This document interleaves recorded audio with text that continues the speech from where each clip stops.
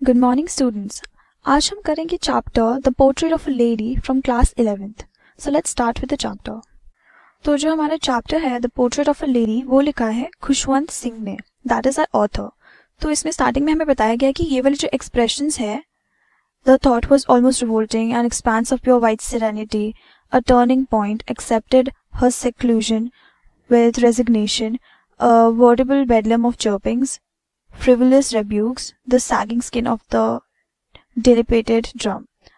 तो फिर ये सब जो एक्सप्रेशंस है हमें इसको ध्यान से देखना पड़ेगा और इसका मीनिंग समझना होगा, ये सब इम्पोर्टेंट है। सो हम चैप्टर के साथ स्टार्ट करते हैं। My grand mother like everybody's grand mother was an old woman. तो ऑथर कहते हैं कि जो मेरी ग्रैंड मदर थी वो बाकी सभी लोगों की ग्रैंड मदर की तरह बहुत ही बूढ़ी औरत थी। She had been old and wrinkled for the last 20 years that I had known her. तो कहते हैं कि जो जब से मैं उन्हें जानता हूँ, मतलब 20 years से मैंने उन्हें हमेशा ओल्ड और wrinkly देखा है, मतलब उनकी झुर्रियाँ हैं और वो बहुत बूढ़ी हैं। जब से मैं उन्हें जानता हूँ वो ऐसी ही थी। People said that she had once been young and pretty and had even had husband. तो जो लोग थे वो बताते थे कि वो पहले बहुत ही सुंदर हुआ करती थी और बहुत ही जवान हुआ करती थी और उनके एक हस्बैंड भी हुआ करते थे। But that was hard to believe. पर ऑथर ने, बिकॉज उन्होंने बचपन से उनको ऐसे ओल्ड वुमेन देखा है, तो इसलिए उनके लिए बहुत ही ज़्यादा हार्ड था ये बिलीव करना। My grandfather's portrait hung over the mantelpiece in the drawing room. तो ड्राइंग रूम में एक ही बहुत इंपॉर्टेंट सी वॉल में ऊपर उनका पोर्ट्रेट टंगा हुआ था, मतलब उनकी फोटो टंगी हुई थी ड्राइंग रूम में। He wore a big turban and loose fitting clothes. तो उन्होंने एक टर्बन पहनी थी, मतलब पगड़ी पहनी थी, और बहुत ही लूज क्लोथ्स पहने थे जो टाइट फिट नहीं थे। His long white beard covered the best part of his chest. तो उनकी दाढ़ी जो थी बहुत ज़्यादा लंबी थी, तो उनकी चेस्ट को भी बहुत कवर कर रही थी। And he looked at least 100 years old, और वो कम से कम 100 साल के लग रहे थे। He did not look the sort of person who would have a wife और चिल्ड्रन। वो ऐसे आदमी नहीं लगते थे जिनकी वाइफ होगी या बच्चे होंगे। He looked as if he could only have lots and lots of grandchildren. पर वो ऐसे दिखते थे जैसे बस उनके बहुत सारे ग्रैंड चिल्ड्रन होंगे, मतलब बहुत सारे पोते पोतियाँ होंगी।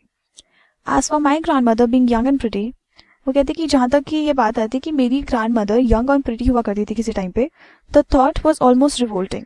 वो कहते कि ये बात मेरे को सोच के अजीब सा लगता है, बहुत ही ज़्यादा घिन आती है। She often told us of the games she used to play as a child. तो वो हमेशा बताती रहती थी कि वो बचपन में क्या गेम्स खेलती थी अपने फ्रेंड्स के साथ। That seemed quite absurd and undignified on her part, and we treated it like fables of the prophets she used to tell us। तो ये सब बातें ना उनको बहुत ही absurd लगती थी। absurd का मतलब कि बहुत ही अजीब लगती थी, odd लगती थी, और undignified मतलब कि आप ऐसे कैसे कर सकते हो टाइप चीज़ है। कि जैसे अगर उनकी ग्रैंड मदर को वो इमेजिन कर रहे हैं तो वो उन्हें इमेजिन नहीं कर सकते क्योंकि वो इतनी बूढ़ी हो चुकी है। To imagine somebody playing games जो अभी खेलते हैं, तो उनको बहुत ही अजीब लगता था। ये सोच के लगता था कि आप ये कर कैसे सकते हो, लाइक उनको शोभा नहीं देगा ये सब गेम्स खेलना। And we treated it like fables of the prophets she used to tell us. और वो ऐसे उनके बारे में सोचते थे जैसे कि बहुत ही इंपॉर्टेंट लोगों के बारे में कुछ स्टोरी बताई जा रही हो। फेबल्स होती है शॉर्ट स्टोरीज, प्रॉफिट्स होते हैं कुछ ऐसे लोग जो बहुत ही ज़्यादा इम्पॉर्टेंट हो हिस्ट्री में, जो थोड़े होली हो। तो प्रॉफिट्स मतलब बहुत ही सिग्निफिकेंट, बहुत ही इंपॉर्टेंट होते हैं। तो जो उनको स्टोरी सुनाई जाती थी उनके ग्रैंड मदर के थ्रू, तो वो सब उनको ऐसे फेबल्स की तरह ट्रीट करते थे कि ठीक है अवतारों की स्टोरीज वो हमें सुना रही है, बट वो बिलीव नहीं कर पाते थे सब। She had always bin short and flat and slightly bent. तो उनकी जो ग्रैंड मदर थी वो बहुत शॉर्ट थी, मतलब थोड़ी हाइट में छोटी थी काफ़ी, और बहुत मोटी थी। और उनका जो स्पाइन था वो बेंट था, मतलब वो हमेशा झुक के चलती थी, slightly bent. Her face was a crisscross of wrinkles running from everywhere to everywhere। तो उनका जो फेस था उनमें इतना ज़्यादा wrinkles था कि उसमें ऐसा लगता था कि क्रिस क्रॉस हो रहा है सब कुछ, हर जगह। Running from everywhere to everywhere मतलब हर जगह था। No we were certain she had always been as we had known her. तो वो कहते कि हमें सबको पता था कि वो बिल्कुल, हम बिलीव ही नहीं कर सकते, तो इसलिए हमें पता है कि वी वर सर्टन मतलब we were sure about it कि वो हमेशा से वैसी ही थी जैसे हम उन्हें जानते हैं। Old, so terribly old that she could not have grown older. तो वो कहती कि बहुत बूढ़ी, इतनी बूढ़ी कि उससे ज़्यादा बूढ़ी कोई हो ही नहीं सकती। And had stayed at the same age for 20 years। और वो उसी सेम बूढ़ी एज में वहीं पे स्टक रह गई, मतलब हमेशा वहीं पे उसी एज को कंटिन्यू करती रह गई। She could never have been pretty. वो कहती कि वो कभी सुंदर हो ही नहीं सकती थी। But she was always beautiful. वो कहती कि बट वो फिर भी बहुत ही ज़्यादा अंदर से, दिल से सुंदर होती थी। वो कहती थी कि प्रिटी मतलब अट्रैक्टिव, कि वो कभी अट्रैक्टिव हो ही नहीं सकती थी, बट वो हमेशा से बहुत ही सुंदर रही हैं। She hopped about the house in spotless white with one hand resting on her waist to balance her stoop and the other telling the beats of a rosary. तो वो घर में घूमती रहती थी घर साफ करने के लिए, उनको बिल्कुल स्पॉटलेस वाइट बनाने के लिए फर्श को, और अपने हाथ रखती थी अपने वेस्ट के ऊपर, मतलब कमर पे, सो दैट वो अपने स्टूप को, मतलब अपने झुकने को थोड़ा सा बैलेंस कर पाए. द अदर, और दूसरे हाथ से वो अपने बीड्स से रोजरी बोलती थी, मतलब जो अपना प्रेयर होता था उसको जाप करती थी. हर सिल्वर लॉक्स वर स्कैटर्ड अनटाइडली ओवर हर पेल पकर्ड फेस. तो उनके जो सिल्वर लॉक्स है, मतलब उनके जो सिल्वर बाल थे, और वो सुलझे हुए बाल नहीं होते थे, हमेशा उलझे हुए होते थे. तो हर सिल्वर लॉक्स वर स्कैटर्ड अनटाइडली ओवर हर पेल पकर्ड फेस. तो वो बाल हमेशा उनके फेस पे आते रहते थे, स्कैटर होते थे मतलब बिखरे हुए होते थे. अनटाइडली मतलब बहुत ही ज़्यादा टाइडी लुक नहीं आता था, क्लीन नहीं लगता था, वो बहुत ही ज़्यादा शाबी लगता था. ओवर हर पेल पकर्ड फेस, पेल मतलब कलरलेस फेस, पकर्ड मतलब रिंकल्स तो उनके ऑलरेडी है, और फिर वो अपने फेस को थोड़ा बहुत भी टाइट करती थी तो रिंकल्स और अच्छे से दिखते थे. And her lips constantly moved inaudible prayer. तो फिर वो इनऑडिबली ऐसे बिना आवाज़ निकाले प्रेयर्स हमेशा जाप करती रहती थी. Yes she was beautiful. वो कहते कि हाँ वो बहुत सुंदर थी. She was like the winter landscape in the mountains. वो उनको विंटर लैंडस्केप से कंपेयर करते हैं, बोलते हैं कि वो एकदम विंटर लैंडस्केप की तरह लगती थी, जैसे सामने वो एक व्यू देख रहे हो, विंटर में माउंटेन्स को देख रहे हो, एक बहुत ही ज़्यादा सुंदर सी सीनरी देख रहे हो. An expanse of pure white serenity. वो एक ऐसी जगह की तरह लगती थी जहाँ पे प्योर वाइट सेरेनिटी हो. सेरेनिटी मीन्स खुशी, और प्योर वाइट मतलब बहुत ही ज़्यादा प्योर खुशी. ब्रीदिंग पीस एंड कंटेंटमेंट, कि वो बहुत ही ज़्यादा पीसफुल वाइब्स देती है उनको, और बहुत ही ज़्यादा संतुष्टि की फीलिंग भी देती है. My grand mother and I were good friends. तो वो बोलती कि मेरी ग्रैंड मदर और मैं बहुत अच्छे फ्रेंड्स थे. My parents left me with her when they went to live in the city and we were constantly. तो उनके पेरेंट्स ने उन्हें सिटी में जब छोड़ा था रहने के लिए, तो फिर उन्होंने उनके साथ छोड़ा था. उनको काम करने जाना था सिटी में, तो इसलिए उनको अपने बच्चे को ग्रैंड मदर के पास छोड़ना पड़ा. We were constantly together. वो कहते कि हम हमेशा साथ रहते थे. She use to wake me up in the morning and get me ready for school. तो वो कहते कि हमेशा वो मेरे को सुबह को उठाती थी और फिर स्कूल के लिए रेडी करती थी. She said her morning prayers in a monotonous sing song. और वो ऐसे अपने प्रेयर्स रोज सुबह को सेम तरह से बोलती थी. मोनोटोनस मतलब बहुत ही ज़्यादा रेपिटेटिव, और मतलब जैसे एक ही चीज़ को रोज सुबह उठ के तुम सेम चीज़ करोगे तो फिर वो बहुत ही मोनोटोनस और बोरिंग हो जाएगा और रेपिटेटिव हो जाएगा. While she bathed and dressed me in the hope that I would listen and get to know it by heart. तो वो इसीलिए हमेशा जब उनको नहला रही होती थी और ड्रेसअप कर रही होती थी, तो वो इसलिए वो हमेशा बार बार ही जाप करती थी मॉर्निंग प्रेयर्स का, ताकि जो उनके ग्रैंडसन है वो सुनेंगे और उनको भी ये सब अच्छे से दिल से याद हो जाएगा. I listen because I loved her voice but never bothered to learn it. तो जो हमारे ग्रैंडसन है, हमारे ऑथर है, वो हमेशा उनको बहुत ही ध्यान से सुनते थे, इसीलिए नहीं क्योंकि उनको लर्न करना होता था, बट इसीलिए क्योंकि उनको उनकी आवाज़ बहुत ज़्यादा पसंद थी और उन्होंने कभी कोशिश ही नहीं करी उसको याद करने की. Then she would fetch my wooden slate which she had already washed. फिर वो उनका वुडन स्लेट लेके आती थी. तब के टाइम पर उस समय की बात होगी जब स्कूल्स में स्लेट्स यूज़ होते थे, मतलब चौक और स्लेट के थ्रू वो लिखेंगे. एंड प्लास्टर्ड विद येलो चौक, और फिर येलो चौक भी रखती थी वो उसके साथ. A tiny earthen ink pot and a red pen. और फिर एक अर्दन मतलब मिट्टी का बना हुआ इंक पॉट और एक रेड कलर का pen. Tie them all in a bundle and handled it to me. और वो सब कुछ एक साथ बांधती थी और फिर उनको दे देती थी. After a breakfast of a thick stale chapati with a little butter. और फिर वो उनको सुबह सुबह को हमेशा बहुत ही ज़्यादा थिक और स्टेल चपाती देती थी, मतलब बासी चपाती देती थी बटर के साथ. And sugar spread on it, और शुगर भी होता था उसके ऊपर. स्प्रेड ऑन इट मतलब उसके ऊपर लगाया हुआ. We went to school. फिर वो स्कूल जाते थे. She carried several stale chapatis with her for the village dogs. तो जो बाकी स्टेल चपातीज होती थी वो विलेज डॉग्स के लिए हमेशा कैरी करती थी, मतलब लेके चलती थी. My grandmother always went to school with me because the school was attached to the temple. तो जो उनकी ग्रैंड मदर थी वो हमेशा उनके साथ स्कूल इसीलिए जाती थी क्योंकि स्कूल के साथ में ही बिल्कुल एक टेम्पल अटैच्ड था. The priest taught us the alphabets and the morning prayer. तो जो वहाँ के प्रीस्ट होते थे, मतलब जो पंडित जी होते थे, वो उनको अल्फाबेट सिखाते थे और वहाँ का मॉर्निंग प्रेयर भी सिखाते थे. While the children sat in rows on either side of the veranda singing the alphabets or the prayers in a chorus. और फिर साथ के साथ ऐसा होता था कि जो चिल्ड्रन होते थे, मतलब जितने भी स्टूडेंट्स होते थे, वो सारे रोज में बैठते थे वेरांडा के किसी भी साइड में, और वहाँ पे बैठ के गाना गाते थे उन अल्फाबेट्स को. मतलब जैसे छोटे बच्चों को कुछ भी याद करवाना होता था तो उनको थोड़ा सा ऐसे लेंथ में खींच के लर्न करवाते थे, जैसे ABCD, like we had a song about it, right. तो वैसे ही ऐसे पूरे अल्फाबेट्स का एक सॉन्ग होता था, तो उनको वो कोरस में मतलब एक साथ गाना पड़ता था। My grandmother sat inside reading the scriptures.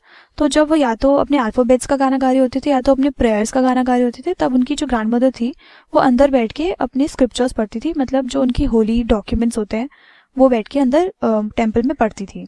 When we had both finished, we would walk back together. तो जैसे उनका स्कूल खत्म होता था और उनकी स्क्रिप्चर्स पढ़ना खत्म होता था तो वो साथ साथ घर जाते थे। This time the village dogs would meet us at the temple door. तो आते वक्त उनके जो विलेज के डॉग्स होते थे वो हमेशा उनको टेम्पल के गेट पे मिलते थे। They followed us to our home, growling and fighting with each other for the chapatis we threw to them.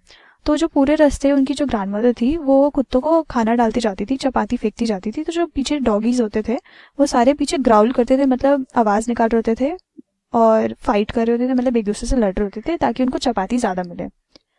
When my parents were comfortably settled in the city, they sent for us. तो जब उनके parents ने अपना एक घर वगैरह देख लिया, वो अच्छे से सेटल हो गए सिटी में जाके, तो फिर उन्होंने बोला कि ठीक है अब हमें बच्चे मतलब भिजवा दो यहाँ पे। That was a turning point in our friendship. तो वो कहते हैं कि ये एक टर्निंग पॉइंट था हमारे फ्रेंडशिप में, मतलब इसके बाद उनकी जो फ्रेंडशिप थी वो थोड़ी बदल गई। टर्निंग पॉइंट मतलब चेंज आने वाला point. Although we share the same room, my grandmother no longer came to school with me. तो सभी के सभी ग्रैंड मदर बच्चे सबके सब सिटी में जाके रहने लगे। तो वो बताते हैं ऑथर कि इवन तो उनकी ग्रैंड मदर और वो एक ही रूम शेयर करते थे, पर उनकी जो ग्रैंड मदर थी वो कभी उनके साथ स्कूल नहीं आई। I used to go to an English school in a motor bus. तो वो अब फिर स्कूल जाने लगे बस से, और जो उनका स्कूल था वो भी एक इंग्लिश स्कूल था। इट्स नॉट लाइक जैसे पहले वो पंडित के पास जाके पढ़ते थे ABCD, तो अब वो इंग्लिश स्कूल जा रहे हैं। There were no dogs in the streets and she took to feeding sparrows in the courtyard of a city house.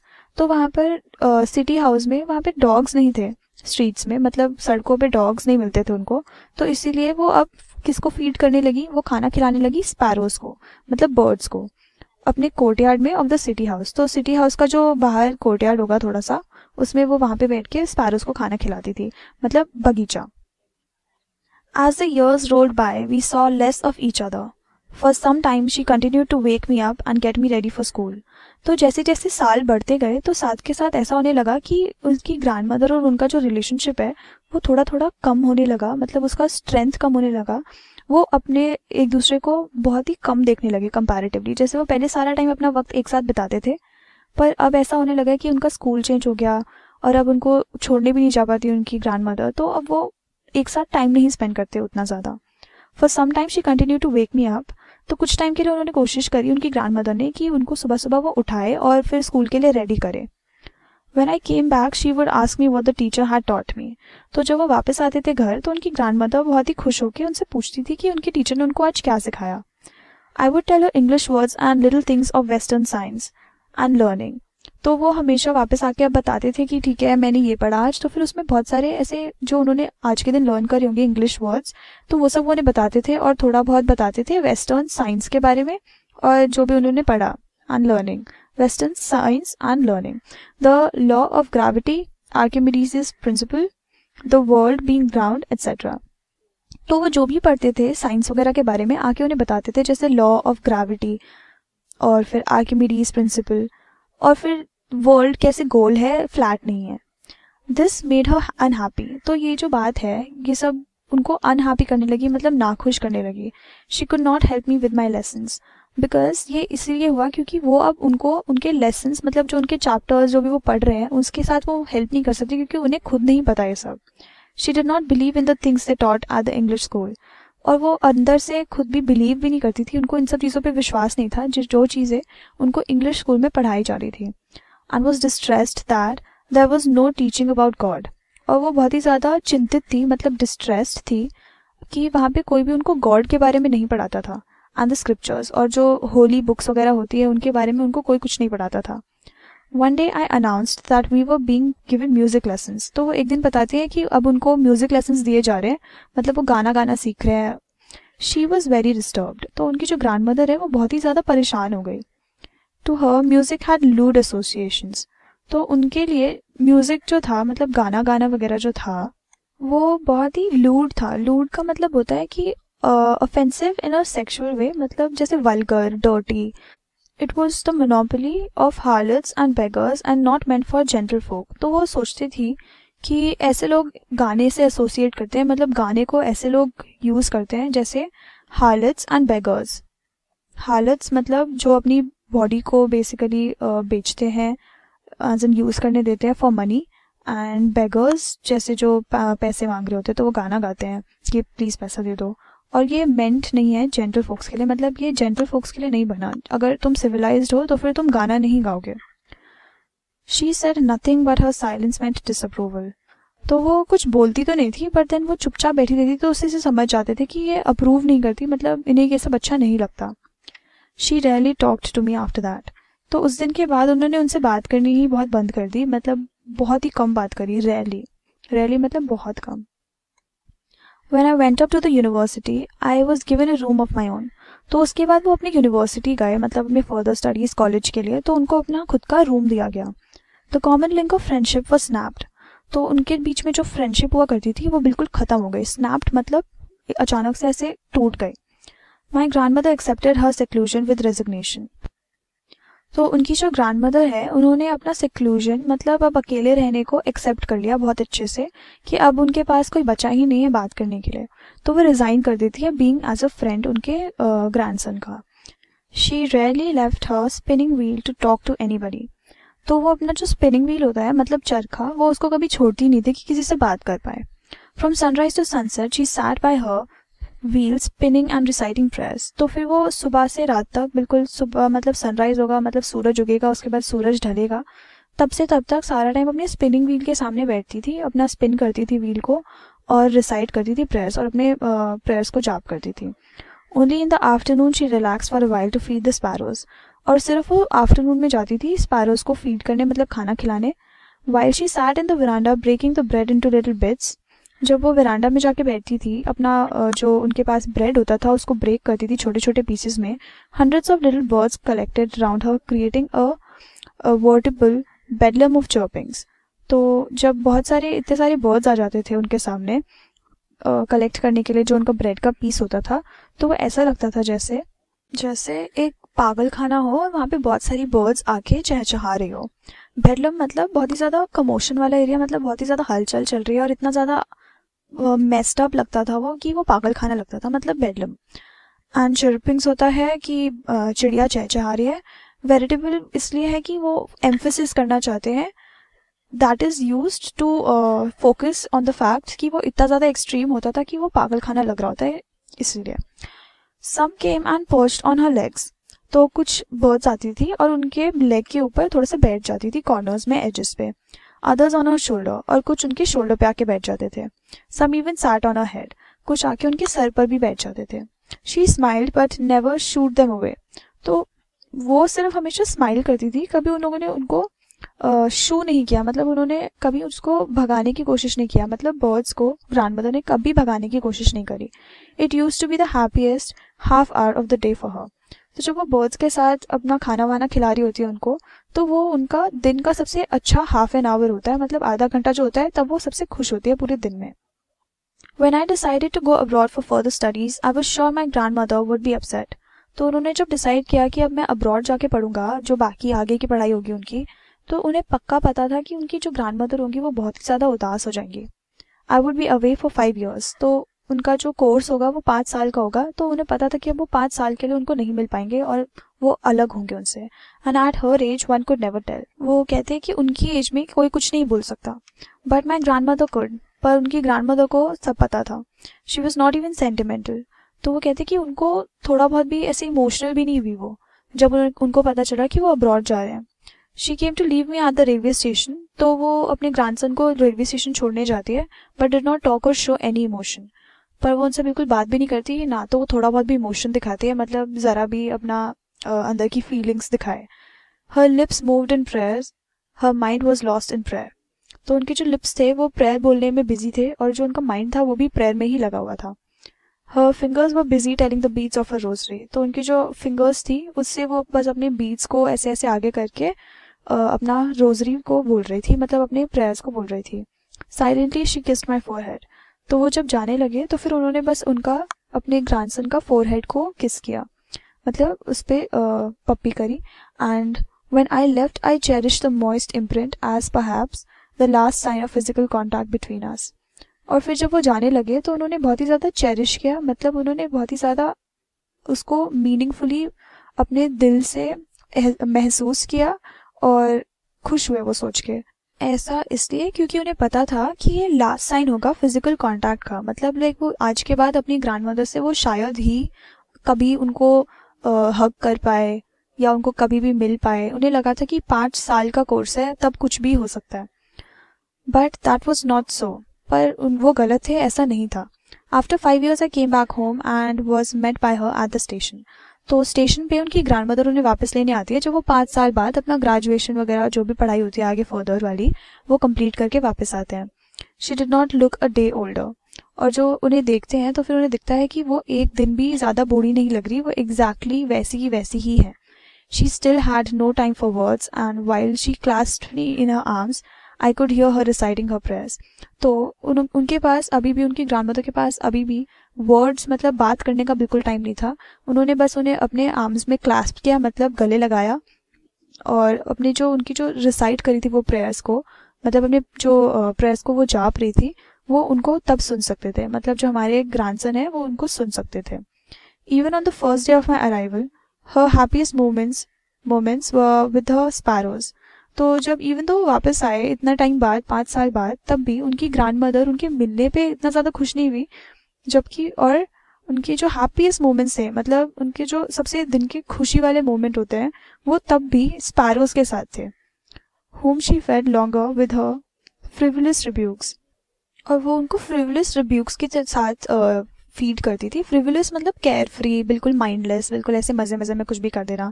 रिब्यूक्स मतलब उनको थोड़ा बहुत डांट फटकार करना, पर वो मजाक में होता है। तो वो ऐसे खिलाते वक्त भी उनको ऐसे डांट फटकार के खिलाती थी, मजाक मजाक में। इन the evening a change came over हर। तो शाम को कुछ अलग सा हो गया उनके ऊपर, मतलब वो चेंज हो गए बिल्कुल। She did not pray. उन्होंने प्रेयर नहीं करा। She collected the women of the neighbourhood, got an old drum and started to sing. तो उन्होंने अपने नेबरहुड में सारी वुमेन को बुलाया, मतलब औरतों को बुलाया, और उसके बाद अपना एक ओल्ड ड्रम लिया और फिर गाना गाने लगी। For several hours she thumped the sagging skin of the dilapidated drum. मतलब जो स्किन था उनके ड्रम का, मतलब जो ढोलक का, वो बिल्कुल ही ऐसे ब्रोकन डाउन था, बहुत ही ज़्यादा पुराना सा था। तो वो तब भी उसको पीटे जा रही थी। And सैंग of the home coming of warriors. तो जो वॉरियर्स होते हैं, मतलब जो लड़के आते हैं बैटल्स में, तो उनके घर आने के वक्त, जो वापस आने के वक्त जीत के जो गाने गाए जाते थे वो गाने लगी। We had to persuade her to stop to avoid over straining.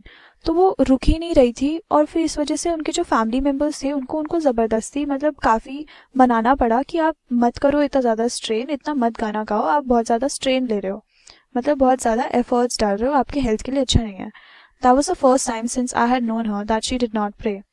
तो वो पहली बार था उनकी पूरी लाइफ में जब उन्होंने देखा कि वो प्रेयर्स नहीं कर रही हैं।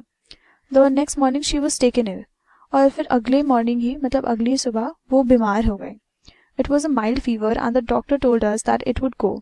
तो एक माइल्ड सा फीवर था, मतलब ज़रा सा फीवर हुआ था, और जो डॉक्टर आए थे उनको चेक करने के लिए उन्होंने बोला कि ये जल्दी चला जाएगा, कोई बड़ी बात नहीं है।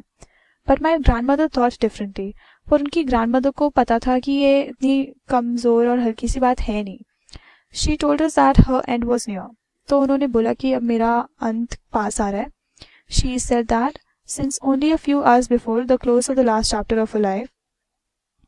तो उन्होंने ऐसा इसीलिए बोला क्योंकि कुछ only a few hours before the close of the last chapter of her life, मतलब कुछ घंटों पहले ही उनकी लाइफ के एंड होने के, she had omitted to pray। तो वो कहती कि मुझे पता है कि मैं मरने वाली हूँ क्योंकि मैंने प्रेयर करना छोड़ दिया। मेरे आखिरी कुछ आवर्स थे ये, और उसमें मैंने प्रेयर्स नहीं किया।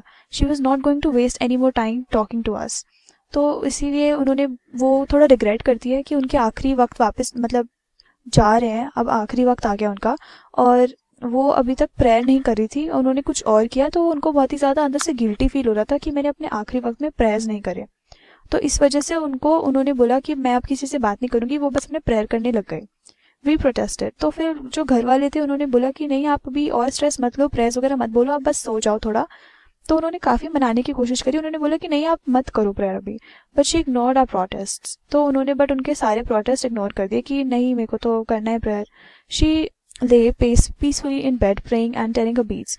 तो बेड में अपना आराम से लेट के प्रेयर्स बोल रही थी, अपने बीड्स को जाप रही थी। Even before we could suspect, तो उनके सस्पेक्ट करने से बिल्कुल पहले ही, मतलब उससे पहले कि वो सोचे भी, हर lips stopped moving and the rosary fell from her lifeless fingers. तो उनके जो लिप्स थे वो बिल्कुल बोलना बंद कर गए और उनकी जो रोजरी थी उनके हाथों से नीचे गिर गई। मतलब जो उनका रुद्राक्ष या जो भी माला थी वो उनके हाथ से एकदम गिर गई और उनके फिंगर्स जो थे लाइफलेस हो गए क्योंकि अब उनमें जान नहीं है। A peaceful pallor spread on her face and we knew that she was dead. तो उनके फेस पे बिल्कुल ऐसे पेल सा कलर आ गया, और पर वो बहुत ही पीसफुल लग रहा था, मतलब ऐसा नहीं लग रहा था कि वो स्ट्रगल कर रही है। तो उनके फेस पे अचानक से ऐसा पेल सा कलर आया और फिर उनको समझ आ गया कि अब वो मर चुकी हैं। We lifted her off the bed and, as is customary, laid her on the ground and covered her with a red shroud. तो उन्होंने उनको अपने बेड से उठाया, उनके बेड से उठा के जैसे कस्टम के हिसाब से, मतलब कस्टमरी मतलब जैसे रिवाज है, रिवाज के according laid her on a ground, और फिर उनको ग्राउंड में लिटाया और उनको कवर किया रेड श्राउड से। After a few hours the morning we left her alone to make arrangements for a funeral. तो उसके बाद थोड़े कुछ वक्त उनके साथ वो वहीं पे बैठे, मौन किया, बहुत रोए, पर उसके बाद फिर वो अरेंजमेंट्स करने के लिए निकल गए क्योंकि उनको फ्यूनरल करना था। तो श्राउड वो कपड़ा होता है जो हमेशा जैसे डेड बॉडीज़ के ऊपर ऐसे कपड़ा रखते हैं, तो वो श्राउड है। और फ्यूनरल इज़ द प्रोसेस जिसमें अगर कोई मर जाता है तो फिर उनका दफनाया जाता है, उसमें बहुत रीति रिवाज होते हैं, तो वो सब करने के लिए उसको फ्यूनरल कहते हैं। In the evening we went to her room with a crude stretcher to take her to be cremated. तो उनके रूम में गए वो शाम को, उन एक स्ट्रेचर के साथ, मतलब जिसमें वो लिटा सके उनको, सो दैट वो उनको क्रीमेट करने के लिए, मतलब जलाने के लिए लेके जा सके। The sun was setting and had lit her room and the veranda with a blaze of golden light. तो ऐसा शाम का वक्त हो रहा था, तो जो सन था वो सेट कर रहा था, मतलब सन वापस नीचे जा रहा था, मतलब ढल रहा था। तो फिर जो रूम था और जो वेरांडा था वहाँ पे ना बिल्कुल गोल्डन गोल्डन लाइट आ रही थी, क्योंकि शाम का वक्त है, उस टाइम पर बहुत ही सुंदर सी लाइट आ रही थी उनके कमरे में। We stopped half way in the courtyard. तो फिर वो कोर्टयार्ड में ना थोड़ा सा रुके, मतलब घर से बाहर निकल के कोर्टयार्ड में रुके। All over the veranda in her room right up to where she lay dead and stiff wrapped in the red shroud. तो बिल्कुल जहाँ से पूरे रास्ते में वेरांडा से लेकर उनके रूम तक, जहाँ तक वो लेटी हुई थी डेड और wrapped in the stiff shroud, मतलब जहाँ पे वो लाइफलेस पड़ी हुई थी और वहाँ पे एक रेड श्राउड के अंदर ढकी हुई थी। Thousands of sparrows sat scattered on the floor. तो वहाँ पे बहुत सारे थाउजेंड्स ऑफ स्पैरोज आए थे, मतलब वो बर्ड्स आए थे, वहाँ पे बैठे हुए थे। स्कैटर्ड मतलब बिखरे हुए थे। There was no chirping. तो उस दिन कोई भी जो बर्ड थी, किसी ने भी आवाज़ नहीं निकाली, बिल्कुल भी कोई भी चहचहा नहीं रहा था।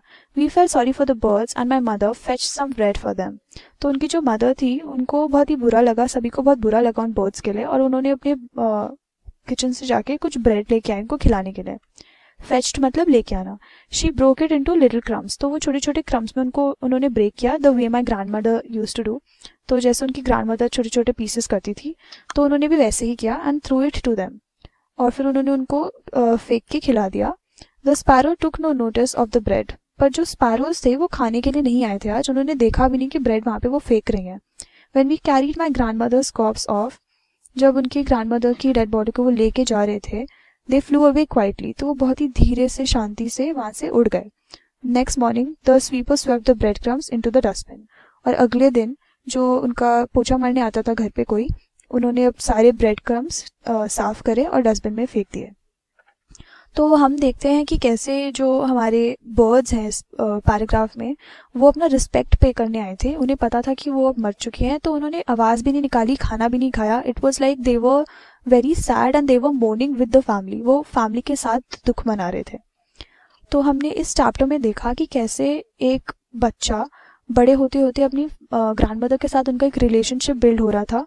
फिर कुछ वक्त के लिए उनका रिलेशनशिप थोड़ा हॉल्ट में आ गया, मतलब रुक गया, और उसके बाद बिल्कुल ख़त्म हो गया। पर जब वो वापस आते हैं तो उनकी ग्रैंड मदर उतनी ही खुश होती है जैसे कि कोई बैटल से कोई वॉरियर घर वापस आया होता है। तो मतलब वो उनसे बहुत ज़्यादा प्यार करती है, बट देन उन्हें पता होता है कि वो अब उनसे रिलेट नहीं कर सकते, वो उतने अच्छे फ्रेंड्स नहीं रहे, पर वो अभी भी उनसे उतना ही प्यार करती है।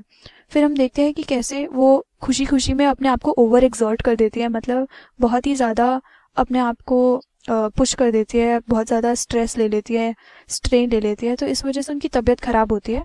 और फिर हम देखते हैं कि वो कैसे उनका अंत आता है। तो इस चैप्टर में इतना ही था। थैंक यू, और हम इसके आगे क्वेश्चंस करेंगे।